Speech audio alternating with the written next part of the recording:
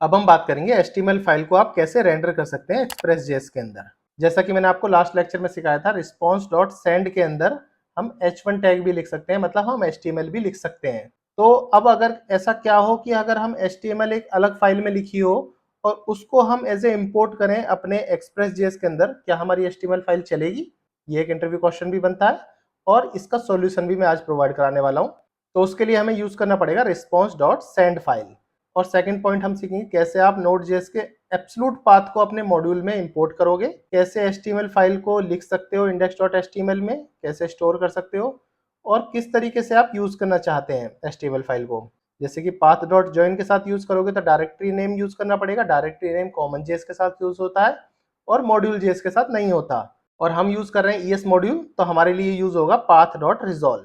मैं आपको दिखाऊंगा डिटेल में कोडिंग करते करते path.resolve से कैसे हम अपना एब्सोल्यूट पाथ निकाल सकते हैं। और लास्ट में अपनी फाइल को मैं अपने सर्वर पे आपको रन करके दिखाने वाला हूँ कि HTML फाइल जो होती है वो सर्वर पे किस तरीके से रन हो सकती है। ये मेरी Node.js की फुल प्लेलिस्ट है जहां आपको Node.js, MongoDB, Express.js सब कुछ सीखने को मिलेगा डिटेल में। इस प्लेलिस्ट का URL मैंने अपनी इस वीडियो के डिस्क्रिप्शन में डाला हुआ है, वहां जाके इसे चेकआउट कर सकते हैं। ये आपकी डेफिनेटली हेल्प करने वाला है इंटरव्यू क्रैक करने में, जॉब ढूंढने में, कोई भी एडवांस स्किल आप सीखना चाहते हैं तो इस लेक्चर में आपको सब कुछ सिखाने वाला हूं मैं। तो चलते हैं अपने VS कोड पे। डे 3 कोड पे हम आ चुके हैं। डे 2 कोड तक आप इस तरीके से देख सकते हैं। देखो मेन फाइल के अंदर गए तो डे 2 का कोड ये रहा और डे 3 का कोड जो आज मैं सिखाने वाला हूँ वो आपको जैसे ये वीडियो पब्लिश होगी उसके बाद आपको डे 3 का कोड भी आपको यहाँ पे दिख जाएगा। मेरे को गिटहब पे जाके फॉलो कर सकते हैं आप, डेली बेसिस कोड आपको वहाँ पे मिलते रहेंगे। तो ठीक है, यहाँ पे देखो index.js मैंने क्लियर कर लिया अपनी पूरी फाइल और पैकेज जेसन में टाइप मॉड्यूल है, इसका मतलब ES मॉड्यूल हम यूज करने वाले हैं और डिपेंडेंसी के अंदर सिर्फ Express.js है और नोडमॉन मॉड्यूल जो था मैंने अपने डेव डिपेंडेंसी से हटा दिया है क्योंकि नोडमॉन को मैं ज़्यादा यूज करता नहीं हूँ। एक यहाँ पे फाइल भी क्रिएट कर लेते हैं जिसका नाम रखता हूँ मैं index.html। यहाँ पे मैं HTML लिखने वाला हूँ, तो सिंपल शॉर्टकट मेथड से मैं HTML का एक फॉर्मेट बना लेता हूँ और यहाँ पे एज अ टाइटल लिख लेता हूँ Express.js डेमो। ठीक है, Express.js demo as a title लिख लिया। अब इसके अंदर h1 टैग में हेलो फ्रॉम Express.js, ठीक है, एक h1 टैग बना लिया और एक p टैग और बना लेते हैं, this is my first Express.js HTML application. ठीक है, इस तरीके से लिख लेते हैं। तो एक HTML फाइल मैंने बना ली है। ये सब आपको आता होगा HTML और ये सब चीज, इसलिए मैंने जल्दी जल्दी इसको बना लिया है। अब मेन है हमारा समझने का कि हम index.js में कैसे हम अपनी एप्लीकेशन जो हमने बनाई है HTML में वो यहाँ पे कैसे इंपोर्ट कर सकते हैं। तो पहले इंपोर्ट कर लो जो चीज आपको जरूरत है। तो आपको क्या जरूरत है Express.js की। Express.js ऑलरेडी आपके पैकेज जेसन में है 5.1.0, तो इसको इंपोर्ट कर लेते हैं। तो इंपोर्ट एक्सप्रेस फ्रॉम एक्सप्रेस, इस तरह से आप Express.js को इंपोर्ट कर सकते हो। आपको दूसरी चीज की क्या जरूरत है? दूसरी चीज चाहिए आपको पाथ। पाथ इसलिए चाहिए क्योंकि आपको एब्सोल्यूट पाथ चाहिए जो आपके HTML का है जो आप यूज कर पाए।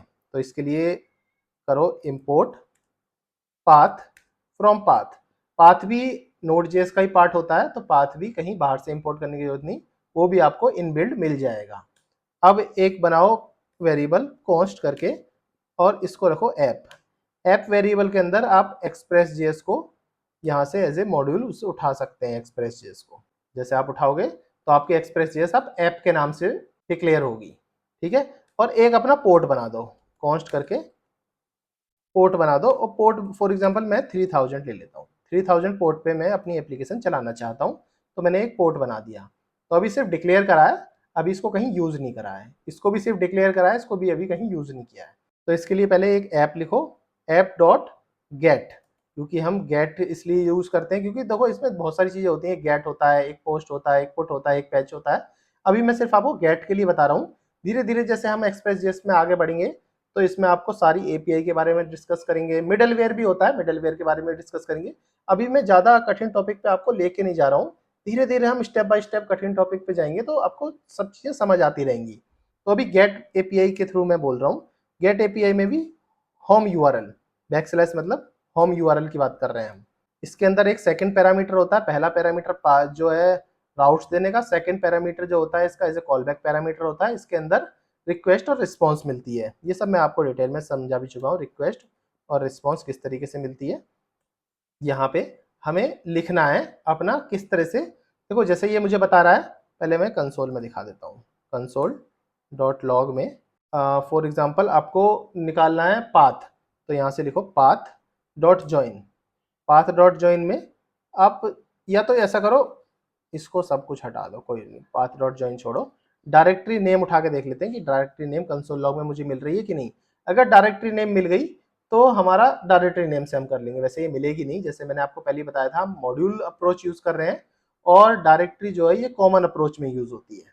तो इसमें अब इसको सिंपल करो, app dot listen, app dot listen में पोर्ट और server is running this port, इस तरीके से लिख लो और अपना सर्वर को यहाँ से चला लेते हैं। अब अपनी एप्लीकेशन को चला के देखते हैं कि हमारे कंसोल लॉग में क्या मिल रहा है, उससे हमें पता चल जाएगा डायरेक्टरी हमें as a ES module approach में मिलती है कि नहीं मिलती है। तो अपना लिखो नोड, जैसा हम लिख देते हैं हाइफन हाइफन वॉच और इंडेक्स डॉट जेएस। जैसे आप चलाओगे तो सर्वर आपका रन हो जाएगा इस पर। इसको कॉपी करो और अपने पे ये पाथ यहाँ से एंटर मार दो। जैसे आप इसको एंटर करते हो तो आपको ये एरर भी दे देगा, directory is not defined, reference error आ गया। इसका मतलब डायरेक्टरी नेम आप यूज नहीं कर सकते। तो डायरेक्टरी नेम का खेल खत्म। अब हमारा दूसरा खेल क्या होता है, पाथ डॉट ज्वाइन से तो कुछ मतलब नहीं बनेगा क्योंकि ज्वाइन तो हमारा डायरेक्टरी नेम के साथ ज्वाइन होता है। चलो इसे भी देख लेते हैं, ये चला के भी देख लेते हैं कि ये कंसोल लॉग में चलता है। यहाँ से रिफ्रेश करते हैं तो सेम एरर आएगा, directory name is not defined, क्योंकि ये कॉमन अप्रोच का पार्ट है। अब क्या करते हैं, ज्वाइन तो हमारा खेल खत्म हो गया, तो हमारा जो सेकंड अप्रोच थी क्या थी, पाथ डॉट ज्वाइन खत्म, तो पाथ डॉट रिजॉल्व।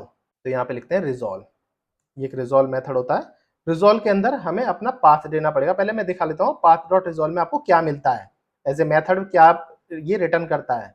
जैसे मैं इसको रिफ्रेश करूंगा तो आप जाके देखोगे तो आपको इस तरीके का एक यूआरएल मिलेगा, यूजर मोहित कुमार डेस्कटॉप और हमारे इस फोल्डर का नाम। तो ये एज ए एब्सोल्यूट पाथ आपको दे देता है, बट इसने हमारा index.html नहीं दिया, तो इसको इसके अंदर हम इंपोर्ट कर सकते हैं index.html। अब चेक करते हैं ये क्या पाथ देता है, यहाँ जाते हैं, इसको रिफ्रेश करते हैं तो यहाँ पे आपको एक पूरा पाथ दे दिया, देखो index.html तक। तो इसका मतलब पाथ डॉट रिजॉल्व को हम यूज कर सकते हैं। तो इसको यहाँ से कॉपी करो, कॉन्स्ट करके यहाँ पे एक लिख दो फाइल पाथ। फाइल पाथ के अंदर हम अपना ये पूरा यहाँ पे सेव कर देते हैं। अब इतना तो हमने कर दिया। अब इसके बाद हमें अपनी HTML फाइल को उठाना है। वो किस तरीके से होगा, जैसे कि मैंने आपको बताया था, वो उठेगी रिस्पॉन्स डॉट सेंड फाइल से। तो अपना करते हैं simple, response dot send file. Send file के अंदर हम पाथ नेम लिख देते हैं। तो जैसे हम सेंड फाइल के अंदर पाथ नेम लिखते हैं और वापस जाते हैं और यहाँ से करते हैं इसको रिफ्रेश, तो hello from Express JS demo as a title में लिख गया है, हेलो फ्रॉम जेएस ऐसे H1 टैग में, और पी टैग में जो हमने दिया था वो सब आपके सामने डिस्प्ले होके आ गया है।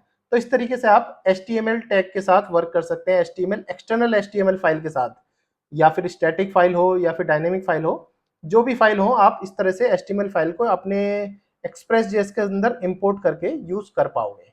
तो आई होप आपको अच्छे से समझ आ गया हो। कोई भी इशू आ रहा हो, कोई भी प्रॉब्लम आ रहा हो, आप मेरी वेबसाइट पे जाके मुझे मेल कर सकते हैं, या फिर कोई भी अदर इशू है तो आप मुझे कमेंट बॉक्स में भी लिख सकते हैं।